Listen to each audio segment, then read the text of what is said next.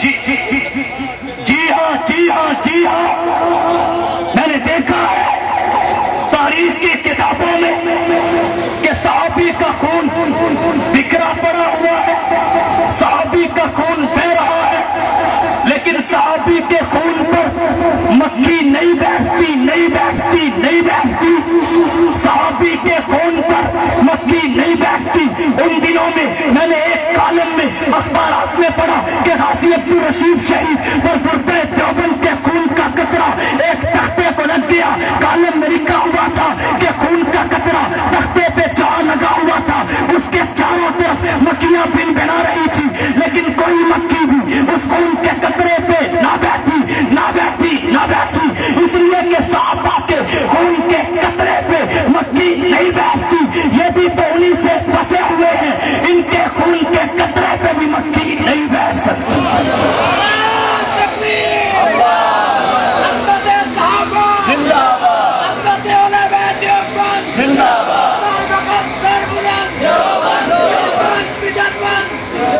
صحابہ شہید ہو کر عصمت پا گئے،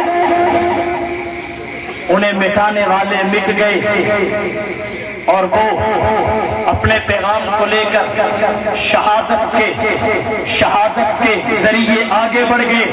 جی ہاں، تاریخ کی کتابوں کا مطالعہ بتاتا ہے کہ صحابہ شہادت سے عزت پا گئے، صحابہ شہادت سے عظمت پا گئے، اور شہید کرنے والے یہ عثمان کو شہید کرنے والا ہاتھ شل ہے، یہ عثمان کو شہید کرنے والا ہے، ہاتھ شل ہے، کوئی بیت اللہ کے غلاف سے چمٹ کر رو رہا ہے۔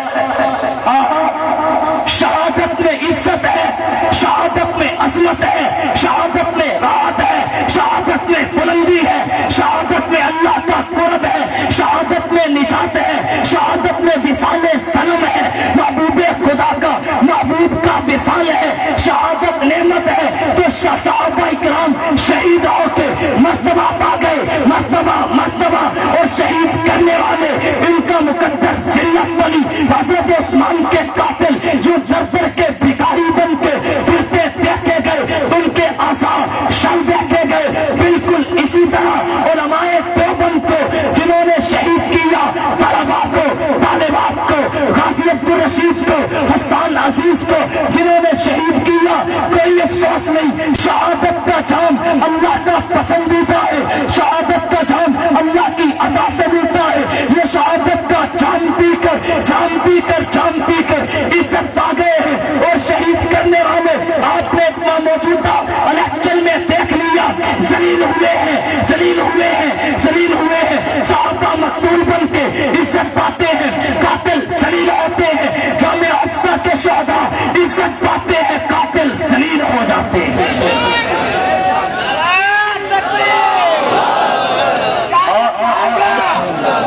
اور یاد رکھنا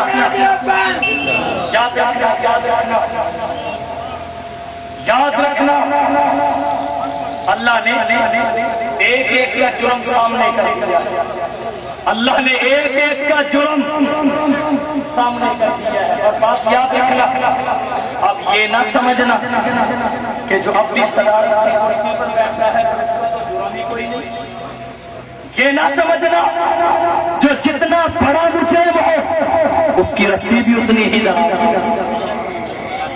جو جتنا بڑا مجرم ہو فرعون کے سر میں کبھی درد بھی نہیں ہوا، جو جتنا بڑا مجرم ہو اس کی رسی اتنی ہی دراز ہوتی ہے۔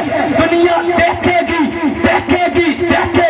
اللہ ایک ایک سے گن کے انتقام لیں گے، ایک ایک سے، کیونکہ اتنا بڑا ظلم جامع افسا اور لال مسجد کی سرزمین پہ ہوا، اتنا بڑا ظلم فرعون کے دور اقتدار میں بھی نہیں ہوا۔ فرعون نے بھی بچوں کو ذبح کیا، بچیوں کو نہیں چھیڑا، انہوں نے بچوں کو بھی ذبح کیا اور بچیوں کو بھی نہیں چھوڑا۔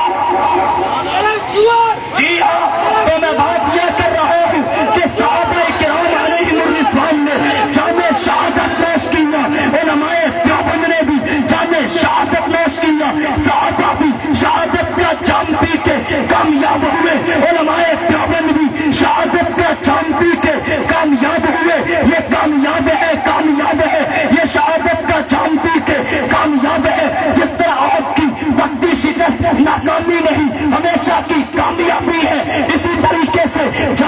اقصی اور لال مسجد کی جب بھی شکست یہ ہمیشہ کی ناکامی نہیں بلکہ ہمیشہ کی کامیابی ہے. ہمیشہ کی کامیابی نہیں. پہلے جو طریقہ کار سے اختلاف کر رہے تھے آج وہی جلسے سجا رہے ہیں. پہلے تو طریقہ کار سے اختلاف کرتے تھے اب سارے اختلاف کرتے ہیں. اب ذمہ دار ہی وہ بن چکے ہیں. جی ہاں چلو یہ جیسے کیسے صحیح ان سے ہم بحث نہیں کرتے. بہرحال ان کی کامیابی ہے کہ نہیں؟ ان کی کامیابی ہے اور میں اس تحقیق میں نہیں جاتا. حقائق میں نے پہلے بیانات میں بڑے تفصیل سے بیان کیے ہیں. اب اس تفصیل میں نہیں جاتا. اب صرف اتنا عرض کروں گا کہ آج بھی حکومت پوری قوم کی مجرم ہے اور پوری قوم غازی عبد الرشید کی مجرم ہے. پوری قوم غازی عبد الرشید کی مجرم ہے. علماء سمیت ہم سارے مجرم ہیں. سارے علماء کو بھی اس وقت مدرسہ یاد آیا تھا. طلباء و طالبات کی جانوں کا تحفظ انہیں مدرسہ یاد آیا تھا. تحفظ یاد نہیں تھا ان کی جانوں کا. بہرحال ہم سارے مجرم ہیں. اس جرم کی تلافی کیجیے. تلافی ان کے مشن کو پائے تکمیل تک پہنچا کے ان کے مشن کے لیے سرفقب ہو جائیے. اور آج ہم اس کانفرنس کی وساطت سے حکومت سے 3 مطالبے کرتے ہیں کہ آپ سے ہمارے 3 مطالبے ہیں. سب سے پہلا مطالبہ یہ ہے کہ مولانا عبدالعزیز کو فی الفور رہا کیا جائے. منظور ہے؟ مطالبہ مولانا عبدالعزیز کو فی الفور رہا کیا جائے. دوسرا مطالبہ کہ جامعہ افسا کو اس کی سابقہ جگہ پر اسی طرح تعمیر کیا جائے جس طرح وہ پہلے تھا. وہاں پہ قال اللہ قال رسول کی صدائیں پھر سنائی دی جائیں جس طرح پہلے سنائی دیتی تھی. تیسرا مطالبہ ہمارا یہ ہے کہ اس ملک میں شریعت کا نفاذ کیا جائے.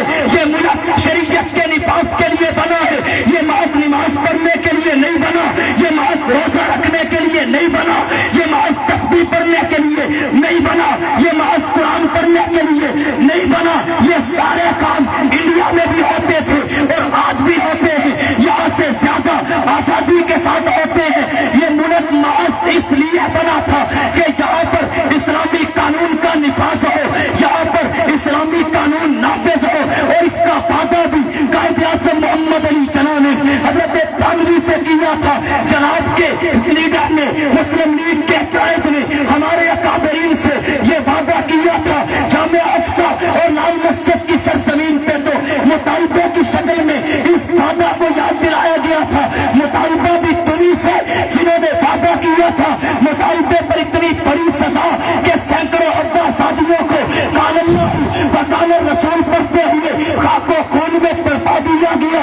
یاد رکھیے اللہ تمہیں معاف نہیں کرے گا جب تک سچے دل سے اللہ کے دربار میں توبہ نہیں کرو گے اور شہداء کے ورثاء سے معافی نہیں مانگو گے.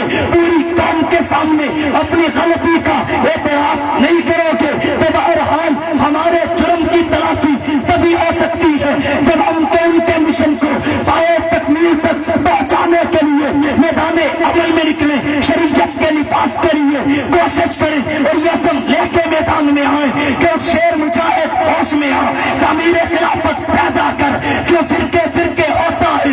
اب ایک جماعت کو پیدا کر تو بھی ترقی دنیا میں اسباب تجارت پیدا کر. قارون کی دولت ٹھکرا دے. عثمان کی دولت پیدا کر. اسلام قدم تو بڑھتا ہے. کفار سے پھر کیوں ڈرتا ہے. یہ تو اسلام کا نام نہ لے.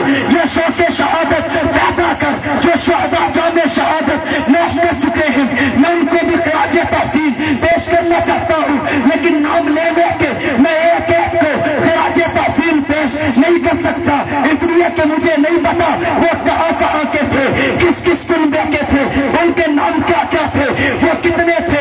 اس لیے کہ وہ لوگ جنہوں نے اپنا لہو دے کے پھولوں کو رنگت بخشی ہے بے چار سے دنیا واقف ہے. وہ نام نہ جانے کتنے ہیں. میں اجتماعی لحاظ سے تمام شہداء اسلام اور شہداء نفاذ شریعت, شہداء لال مسجد, شہداء جامعہ افسا کو اجتماعی لحاظ سے یوں خراج تحسین پیش کروں گا کہ لہو کے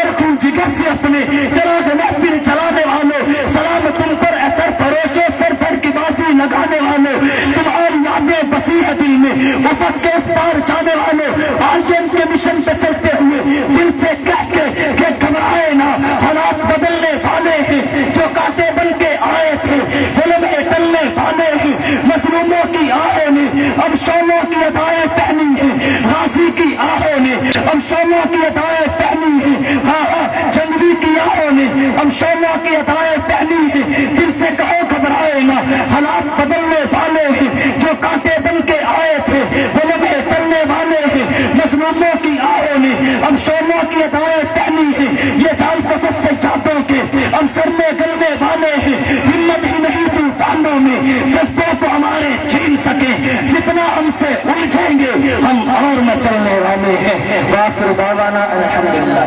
جزاکم اللہ۔